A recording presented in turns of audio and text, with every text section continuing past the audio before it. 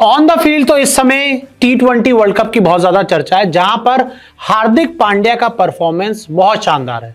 इस T20 world cup में उन्होंने अभी बड़ा इंप्रेस किया है, लेकिन of the field Hardik Pandya की लाइफ में एक कह सकते हैं भूचाल आया हुआ है और हर तरफ एक चर्चा बहुत तेज है कि हार्दिक की 70% प्रॉपर्टी नताशा को जाने वाली है। अब जब से खबर मेरे दिमाग में आई तो मेरे दिमाग में भी तरह तरह के सवाल उठे, यार 70% प्रॉपर्टी क्यों चली जाएगी। तो मैंने कहा एक काम करते हैं, इसके जो जवाब है ना एक वकील से ले लेते हैं, और एक महिला वकील से बेहतर मुझे लगता है कि इनके जवाब कोई नहीं दे पाता। और कनिका हमारे साथ है। कनिका, सीधा पॉइंट, 70% प्रॉपर्टी हार्दिक पांड्या की जा रही है नताशा को। तो पहले तो मैं ये बता दूं कि there are two types of divorce. दो तरह के डिवोर्स होते हैं, एक होता है म्यूचुअल डिवोर्स और एक होता है कंटेस्टेड डिवोर्स। तो अगर म्यूचुअल डिवोर्स है तभी 70% प्रॉपर्टी जा सकती है, वो भी तभी जाएगी अगर हार्दिक पांड्या खुद अग्री करता है कि हाँ मैं I am ready to give her 70% of property. वो तभी जाएगी अगर दोनों के बीच में एक म्यूचुअल अग्रीमेंट है, तभी वो प्रॉपर्टी जाएगी।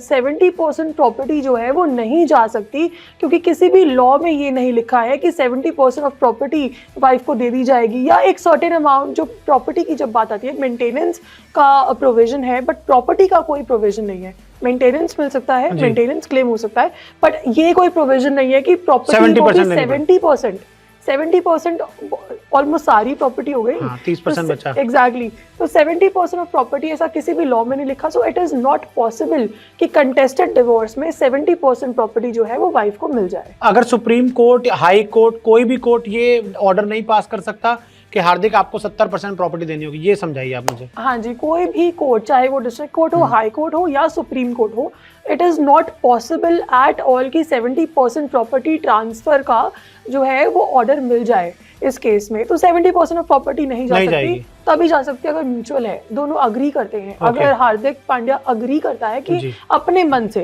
अपने फ्री विल से, अपने कंसेंट से अगर वो बोलता है कि हाँ मैं देना चाहता हूँ अपनी वाइफ को या अपनी, तो 100% प्रॉपर्टी भी दे सकते हैं। हाँ, वो तो उनके ऊपर है ना, वो उनके ऊपर है, वो तो 100% प्रॉपर्टी भी चली जाएगी। So it is only possible in the case of mutual divorce, not on the basis of contested divorce. अच्छा, एक हार्दिक पांड्या का ना वीडियो बहुत वायरल है, मजेदार वीडियो है, जिसमें वो एक ब्रेकफास्ट विद चैंपियंस में गौरव कपूर को बता रहे हैं कि भाई देखो आगे चल के अपन को किसी को 50% वगैरह प्रॉपर्टी नहीं देनी, तो मैं जो भी लेता हूँ अपनी मदर के नाम पे लेता हूँ।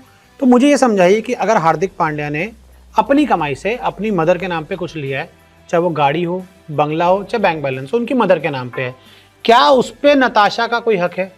उस पे भी नताशा का कोई हक नहीं होगा। मैं क्लैरिफाई कर दूं, अगर प्रॉपर्टी, गाड़ी या कोई भी मूवेबल, इनमूवेबल एसेट अगर उनकी मदर के नाम पे है तो ओनर उनकी मदर हो गई। तो जो ओनर है वही उसी के पास ओनरशिप राइट्स होते हैं। अगर उनकी मदर ओनर है तो जाहिर सी बात है जो ओनरशिप राइट्स होंगे वो उनकी मदर के पास होंगे, और जिसके पास ओनरशिप राइट्स होते हैं वही ट्रांसफर कर सकता है, राइट। तो हार्दिक की मदर ही ट्रांसफर कर सकती है।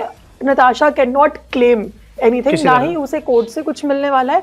अगर वो हार्दिक की मदर की प्रॉपर्टी पे या उनकी गाड़ी पे या उनके बैंक बैलेंस पे कोई क्लेम करती है तो she can not get anything. वो ये भी एक वेल सेटल्ड लॉ है कि जब आप शादी में होते हो तो जो वाइफ है वो सिर्फ हस्बैंड की प्रॉपर्टी, हस्बैंड का बैंक बैलेंस, हस्बैंड का लाइफस्टाइल, वो एक तरह से उस पे उसका थोड़ा बहुत राइट जहाँ होता है वो बन जाता है। और खासकर तब जब चाइल्ड हो, तो चाइल्ड के भी जो लेजिटिमेट राइट्स हैं वो सारे हस्बैंड जो अपने फादर हैं उसकी प्रॉपर्टी में ही बनते हैं, उसके बैंक बैलेंस पे ही बनते हैं। तो मदर और जो फादर होते हैं हस्बैंड के, उनकी प्रॉपर्टी पे, उनके बैंक बैलेंस पे कोई राइट नहीं होता है। अच्छा, अभी हमने कुछ टाइम पहले देखा कि शिखर धवन का भी डाइवोर्स हुआ, उनको भी जो पैसा था वो देना पड़ा, लेकिन उसके साथ एक प्रॉब्लम ये हुई कि वो अपने बेटे से नहीं मिल पाते हैं। तो ऐसा क्या है कि शिखर अपने बेटे से नहीं मिल पा रहे, जब उन्होंने पैसा भी दे दिया, डाइवोर्स भी हो गया, वो लगातार लिखते भी हैं, इंटरव्यूज भी देते हैं, तो ऐसा क्या कि एक पिता अपने बाप से नहीं, बेटे से नहीं मिल सकता? इसमें मैं क्योंकि ये हमें थोड़ा सा बेसिक से समझना पड़ेगा, तो मैं स्टार्टिंग से समझाती हूँ। जब कस्टडी का मैटर आता है, जब चाइल्ड राइट्स के बारे में बात होती है, वो मैटर आता है, तो ये तो वेल सेटल्ड लॉ है कि जब तक बच्चा 5 साल का नहीं हो जाता तब तक जो बच्चा है वो माँ के पास ही रहेगा, एंड जो फादर है वो क्लेम भी नहीं कर सकते। बच्चे वो को बच्चे को क्लेम भी नहीं कर सकते। अगर वो 5 साल से पहले अगर कस्टडी का केस भी डालते हैं तो वो केस डिसमिस हो जाएगा, क्योंकि 5 साल तक कोर्ट कहती है कि बच्चे को माँ की सबसे ज्यादा जरूरत होती है, और जो माँ कर सकती है 5 साल में वो फादर जो है वो नहीं कर सकते, वो जाहिर सी बात है। तो ये वेल सेटल्ड लॉ है हमारा।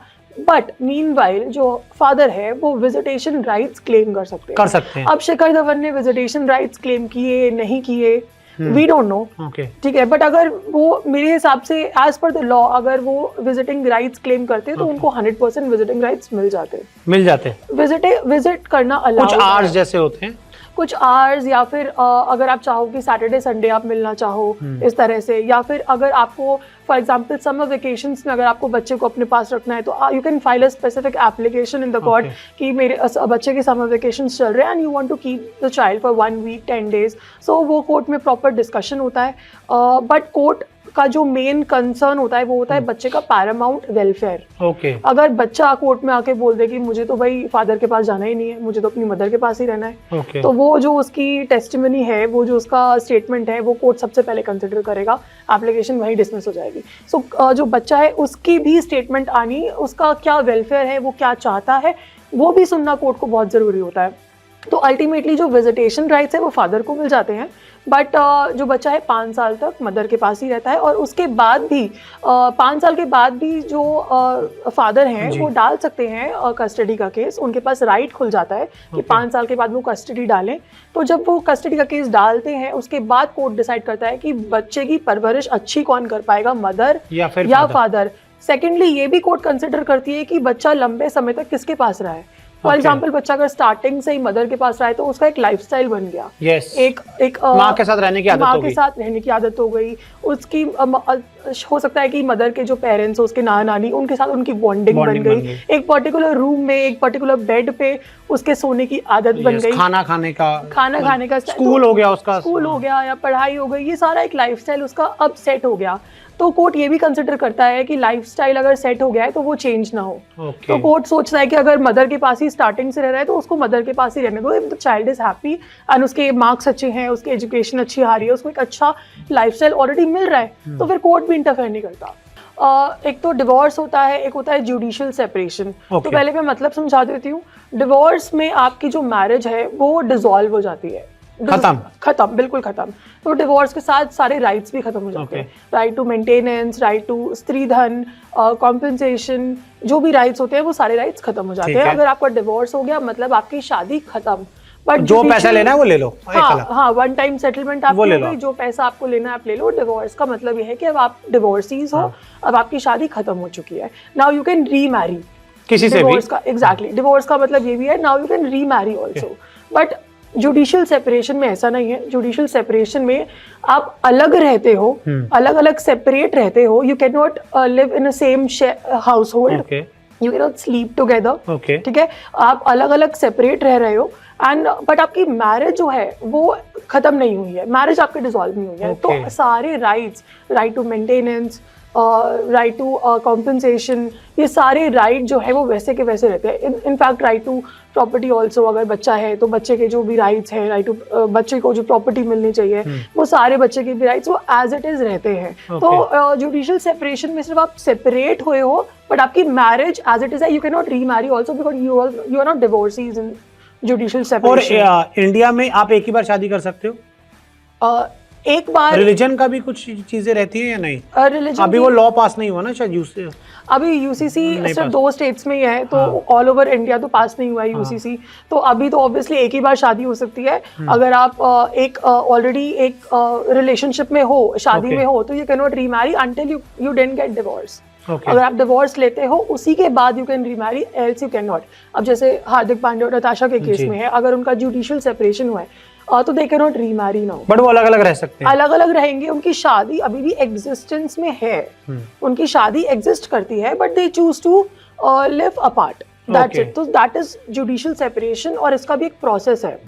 सो जुडिशियल सेपरेशन के लिए भी you have to approach the court. Okay, ठीक है, आप एक सेपरेट पर्सनल अग्रीमेंट भी बनवा सकते हो इफ यू वांट। अच्छा, वो सारे क्लॉजेस आप लिखवा सकते हो what if you want, but आप कोर्ट जाओगे, you will file an petition for judicial separation and दोनों में से कोई भी एक स्पाउस जा सकता है। वो कोर्ट में फाइल करेगा जुडिशियल सेपरेशन, उसके बाद मेडिएशन होगा। ओके, उसके पहले एक स्टेज है कि दूसरी पार्टी को समन्स जाएंगे, जैसे अगर हार्दिक पांडे ने फाइल किया तो नताशा को समन्स गए होंगे, और नताशा ने कहा तो हार्दिक को जाएंगे। हाँ, वाइस वर्सा। तो दूसरी पार्टी को समन्स जाएंगे, दूसरी पार्टी कोर्ट में आएगी, उसके बाद मेडिएशन का प्रोसेस होगा, Okay. Which is a mandatory process. Okay. तो कोर्ट ट्राई करता है कि आपस में मिल बांट के कुछ सुलझा सेटलमेंट लो। हो जाए या ऐसा कुछ। तो मेडिएशन का प्रोसेस हालांकि ये डिवोर्स में भी होता है और ये जुडिशियल सेपरेशन में भी होता है। ओके, तो the court tries to make the marriage, not break the marriage. तो छोटे छोटे सवाल, 70% प्रॉपर्टी हार्दिक पांड्या की जाएगी कि नहीं जाएगी? 100% नहीं जाएगी। तो ये तो बिल्कुल क्लियर है कि 70% प्रॉपर्टी, अगर कंटेस्टेड डिवोर्स है तो नहीं जाएगी, म्यूचुअल है तो अगर वो जा देना सकती चाहे तो है। दे सकता हाँ, है। अगर वो देना चाहे तो वो दे सकते हैं। दूसरा सवाल, हार्दिक की जो मदर की प्रॉपर्टी है, या हार्दिक ने अपनी मदर को कोई प्रॉपर्टी लेकर दिया है, कैश लेकर दे दिया है, एफडीज हैं, वो भी नहीं जाएंगी नताशा वो को? भी नहीं जाएंगी, वो तो बिल्कुल भी नहीं जाएंगी एक्चुअली, क्योंकि वो Okay. उनकी मदर की प्रॉपर्टी है and she is the owner. तो और वो हार्दिक, हाँ नहीं प्लीज बताइए। राइट, तो वो मदर जो है वो ओनर है, तो वो तो मदर की प्रॉपर्टी है, तो वो तो बिल्कुल भी नहीं जाने वाली, वो तो क्वेश्चन ही नहीं है। और हार्दिक अपने बच्चे पे राइट कब क्लेम कर सकते हैं? हार्दिक अपने बच्चे पे राइट, विजिटेशन राइट्स कभी भी क्लेम कर सकते हैं। 5 साल से पहले भी क्लेम कर सकते हैं, अभी भी क्लेम कर सकते हैं। तो visitation rights can be claimed at any point of time. Custody 5 साल बाद, और कस्टडी अगर वो मांगना चाहते हैं तो वो 5 साल के बाद ही मांग सकते हैं, तब तक नहीं मांग सकते। हार्दिक पांड्या क्या अभी शादी कर सकते हैं दोबारा? No, he cannot see. Now again the question comes, अगर वो जुडिशियल सेपरेशन में है, अगर उनका जुडिशियली सेपरेशन हुआ है तो he cannot remarry. Even Natasha cannot remarry. अगर जुडिशियल सेपरेशन में वो है, अगर उन्होंने, because we don't know तो ना, डिवोर्स होता तो खबर आ जाती ना। Exactly. अभी don't know ना कि डिवोर्स है कि जुडिशियल सेपरेशन है कि क्या है। We are तो just anticipating right now. तो जुडिशियल सेपरेशन अगर है तो both cannot remarry. अगर डिवोर्स हो गया है तो then both can remarry. Okay, So this is the difference. तो अच्छा, सेपरेशन में क्या ये भी एक क्लॉज होता है कि अगर आपका कोई और पार्टनर भी आपको उस दौरान मिल जाए तो आप उसके साथ रह सकते हो कि नहीं, अगर जुडिशियल सेपरेशन है तो? क्या वो लीगल है कि नहीं? Yes yes, that is legal. Judicial separation का मतलब ही यही है कि आप अब सेपरेट हो गए हो। सो Okay. अगर आपको किसी से रिलेशन में जाना है तो you are open. So it's a kind of an open relationship legally. आप शादी नहीं कर सकते? शादी नहीं कर सकते, but if you are living with some other person, अगर आपका किसी के साथ कोई आपका बॉयफ्रेंड है, कोई गर्लफ्रेंड है, तो दैट इज अलाउड। वो एक अलग चीज है। आप जुडिशियली सेपरेटेड हो। ओके, तो देखिए ये सवाल बड़े सारे ना लोगों के दिल में आ रहे हैं, दिमाग में आ रहे हैं, लोग बड़े ट्रोल कर रहे हैं, कोई हार्दिक को ट्रोल कर रहा है, कोई नताशा को ट्रोल कर रहा है। तो इससे बेहतर हमेशा यही होता है कि जो सवाल है ना उसके जवाब ले लो, और जब भी आपके मन में सवाल है तो जवाब उन्हीं से लें जो बेस्ट हो। जैसे अगर आपको बुखार होगा तो आप डॉक्टर के पास जाएंगे, और अगर मान लीजिए आपको अच्छा खाना खाना है तो आप रेस्टोरेंट में जाएंगे। लेकिन जब बात कोर्ट की आती है तो हमेशा बेस्ट रहता है वकील के पास जाओ, उनसे जवाब ले लो, तो आपकी जितने भी सारे कन्फ्यूजन है खत्म हो जाएंगे। तो कनिका, आपका थैंक यू, आप हमारे स्टूडियो में और आपने हमें एक एक पॉइंट बताया हार्दिक और नताशा के बीच में। आजकल वैसे कहा जाता है कि शादी करने से घबराएं, डाइवोर्स लेने से नहीं, ये कहते हैं ना। बिल्कुल बिल्कुल बिल्कुल।